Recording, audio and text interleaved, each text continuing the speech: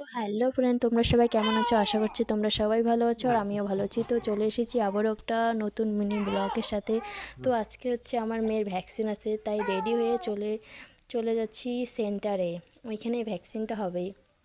তো এখানে দেখো আজকে খুবই ওয়েদারটা ভালো, খুব রোদ উঠেছে আর খুবই হাওয়া দিচ্ছে প্রচণ্ড, তাই আর কি মেয়েকে ঢেকে নিয়ে যাচ্ছি যেন কানে হাওয়া না লাগে। তার জন্যে আর কি। এটা হচ্ছে আমার শাশুড়ি মা, মানে পিসি শাশুড়ি মা, ওনার সঙ্গে আজকে সেন্টারে যাব।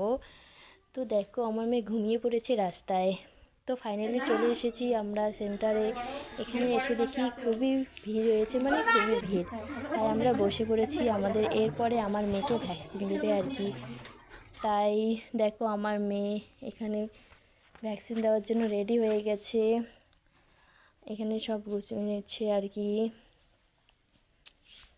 ভ্যাকসিন তো দিতেই হবে, এখন সব কিছুরই ভ্যাকসিন হয়েছে, সবাইকে ছোটোর থেকে ভ্যাকসিন দিচ্ছে। এটা তো দেওয়া খুবই ভালো, তাই ও কষ্ট পেলেও এটা দিতেই হবে।